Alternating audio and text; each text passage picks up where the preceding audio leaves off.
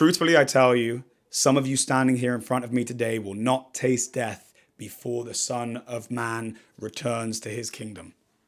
That is a quote from Matthew 16:28, where Jesus is essentially saying to people like you and I that he will return before they died. So people with a human lifespan, and he's saying he will return before they die. And we sit here 2,000 years later, like, is Jesus coming back? I'm not saying he's not coming back. I'm just proposing the idea, and not me proposing. This is something that a lot of people are starting to believe in. And the reason why I've come to this truth seeking, the even reason why I'm reading the New Testament right now, is because I believe it has the answers which patch up a history that doesn't really make sense for us. Our history doesn't make sense. The facts that are presented to us, i.e. scientific facts, don't make sense. And what this is proposing is if Jesus came back within the lifespan of those people, then maybe he's already has had his millennial reign. And if his millennial reign has already been, then what follows the millennial reign? Well, as per the Bible, and we often look at the Bible like it's a book of history. Maybe it's not. Maybe it tells us what was going to happen. And after the millennial reign, you have the short season. And the short season is the age of deception where Lucifer, i.e. the light bearer, is unchained and comes up onto the earth and he reigns. And I don't actually understand the transition, and I'm still learning, and I'll be taking you guys on this journey with me as to how it becomes where Jesus is no longer reigning, because I know that Lucifer doesn't win. But I think maybe he was just there to have a 1,000-year reign and then he steps off. And maybe he's in the North Pole, Who knows? But that's a whole separate subject for another video. So make sure you subscribe. But where you look at our history and it doesn't make sense. And then you look at some stuff like the Statue of Liberty, and it's clearly got a Luciferian style to it if it isn't actually just a out and out statue of Lucifer. Because look at the fact that it's got a chain broken on its ankle like Lucifer, a 7-spike crown like Lucifer, and holds the torch like Lucifer. And we always just think it's a woman. But go and look at that now. I'll post a picture here. That's not a woman. That doesn't look like a woman to me. Now, yeah, it could just be the way that it's so hard to make a statue that big. But what about the chain being broken? What about the holding of the light? What about the 7-spike crown? And then what about the fact that the science purported by our leadership, i.e. the Vatican, has a telescope, one of the most powerful telescopes in the world, called Lucifer? Is it possible that we are in the age of deception? Now, the reason why that telescope is an important thing to focus on is because it's these guys with those telescopes who are propagating the belief of endless space. Every single star is its own solar system, and there could be a million different versions of me and you. And ultimately, that's a godless belief. We can do mental gymnastics to try and make that align with our religious text, be it the Quran, the Bible, the Torah, but it doesn't. And I think that that's why a lot of people will be like, well, I believe in my book, but I know it's outdated. And I think that's super godless. I don't think that's what God ever intended. Whoever is right, whichever religion is right, I don't think they were intended to be outdated books. Now, when you look at the thing with Big Bang, and I've done a whole video on this, you should go check it out. But when you look at the Big Bang, what does it mean? It means everything started from nothing, and it exploded and has been exploding ever since. And during that explosion, the Earth came to be at the perfect distance away from this star, which is the sun. And with it being the perfect distance away from the sun, we had the chance of life.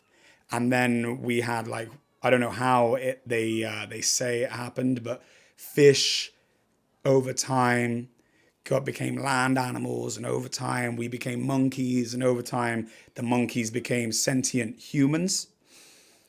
Now, that doesn't make sense, because where do Adam and Eve fall into all of that. They weren't just suddenly like, right, okay, that's the most human version of the monkey we've seen yet. That's Adam and Eve. Like, no. Every single text is said that God created Adam and Eve specifically. So if you believe in the Big Bang, you believe in the dinosaur narrative into evolution, and none of the books talk about dinosaurs. Kind of sounds a bit. And this one, the reason I'm not even going to get into that, because I have very strong beliefs and all of that, but you guys start thinking I'm absolutely crazy because you've been so indoctrinated, just as I had for a long time, in one set of beliefs, that the mere notion that those beliefs get challenged make you want to turn off the video. I get that, because for a long time, a lot of these beliefs, if you'd have said to me like, yo, this might be wrong, that might be wrong, I'd be getting angry at it. But the question is this, is if any challenge of your belief is making you angry, shouldn't that be more cause for concern? Because if Christ has already reigned for a millennial, and now we are in the age of deception, isn't that what Lucifer would want? He would want us to get angry at the idea that it was anything other than the deception. So what? You don't think the Big Bang happened? You're crazy. People are so hell-bent on the Big Bang that they get angry while still saying they believe in God and believing in the Bible or believing in the Quran. That doesn't make any sense. And think about more, like that whole idea that space is endless, that also fries your brain. If you sit there and you sit and think about infinity too long, it will make you lose your mind.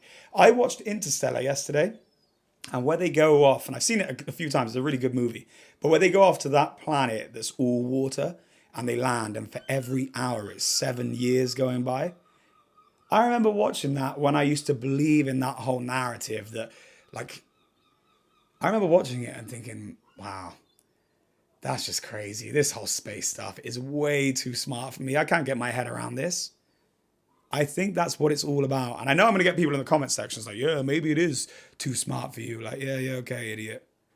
The most stupid people in the eyes of let's just say the most powerful people on this planet. The most stupid people to them is an atheist.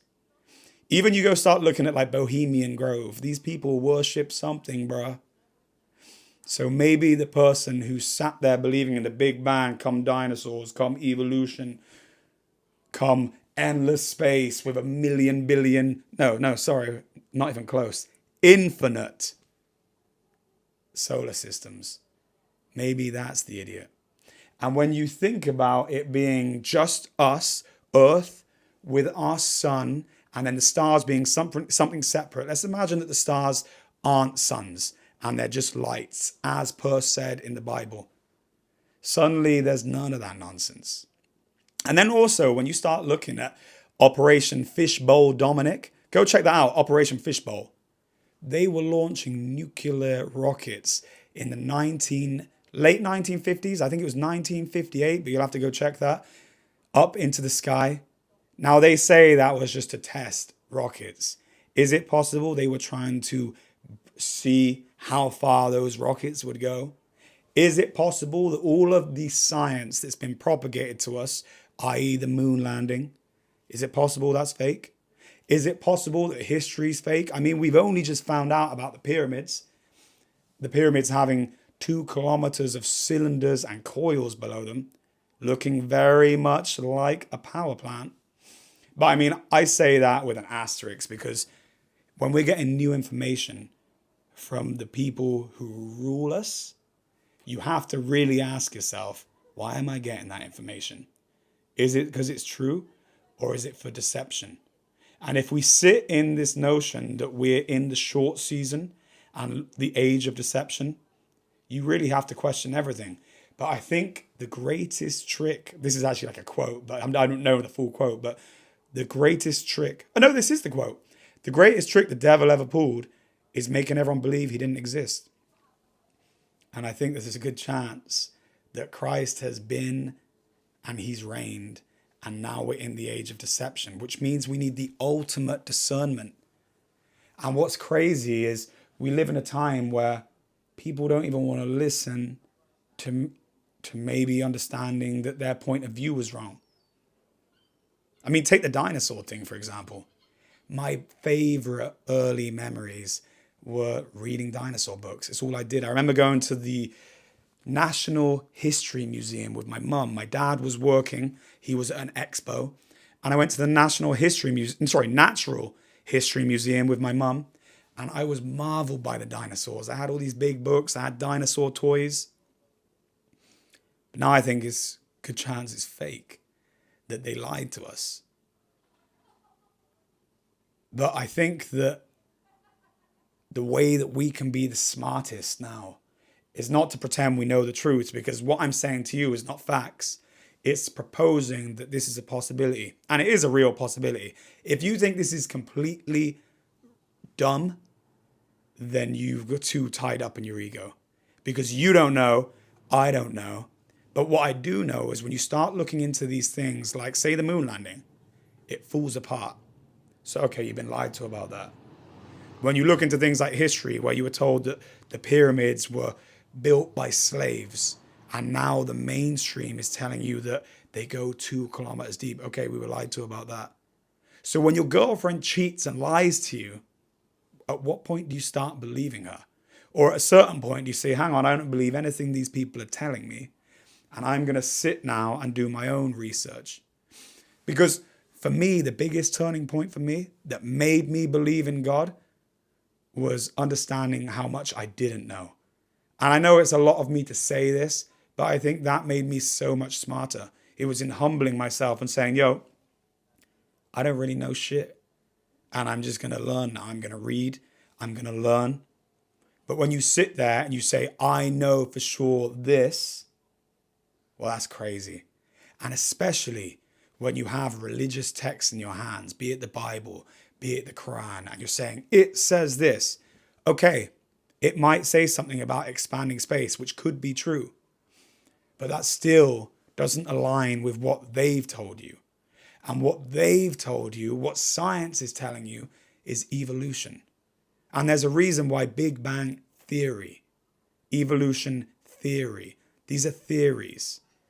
If you believe in Adam and Eve, which Muslims, Christians, Jews all believe in, then at what point did they come after evolution? I think that Christ has been for millennia. And I think there's a good chance that it was under Christ's reign when all of these magnificent buildings that we haven't replicated since were made. I think the dates at when they were built are lies. I think that most of history is a lie. Even the president's son, Donald Trump's son, Barron Trump, he tweeted last week, I think it was. Someone comment down below. You'll be able to clear this up. He said, if the news is a lie, imagine what history is. Isn't that the epitome of discernment?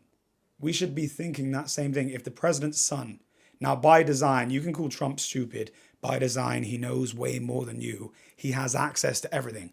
And his son is suggesting that history is a lie. I think it's clear history is a lie. The only question is to how deep is the lie? And maybe we are living in a total age of deception made to let us think that Jesus is coming back when his reign has already been. And he might still come back. I'm not actually sure about, firstly, I could be wrong. But also, I'm not sure about how the millennial reign works. I don't know if he comes back again after the short season. But yeah, it's crazy. It's super interesting. All these cathedrals all over the world, all built the same way in a day and age where we didn't have telecommunications. We didn't have internet. We flew messages on pigeons. But the most magnificent geometry. Every Capitol building pretty much the same, from Japan to New York to Washington to London. Tons of buildings buried up to their basement in dirt with doors that look like you could have got in the building at a lower entrance before. Even windows below ground. It makes zero sense. And when you prepare to question everything you believe, even if you were hanging your identity on your intelligence, be brave. and question what you believe. Because once you start questioning what we believe, it gives us an opportunity to get to the truth. But what happens is you have these agents of the matrix who are all so ingrained in what they've been told, in the science, in all of this stuff, that when anyone comes out as a black sheep and questions the quid pro quo, they get shouted down. Do you know how many people I know think I'm the dumbest motherfucker ever? And I know deep down they don't believe that, but they have to say that because it protects their position, because it's painful shattering your worldview. It's like seriously painful. But yeah, guys, I hope you're enjoying these videos. I am on a deep exploration and I'm not stopping until, well, I'm not stopping. My life is about philosophy. It's about finding truth, and truth never stops. More uncovers. You get to one place, more. And yeah, it's addictive. And I think that we're meant to be searching for wisdom because, yeah, to understand the past, we can predict the future or something like that. Something profound like that. But anyway, guys, I hope you've enjoyed the video. Subscribe to the channel. Thumbs up. And I look forward to seeing you on the next. I'm still going to be making my business videos, but I'm just going to be doing my looking for truth alongside it because this is super fun. I love you all. Over and out.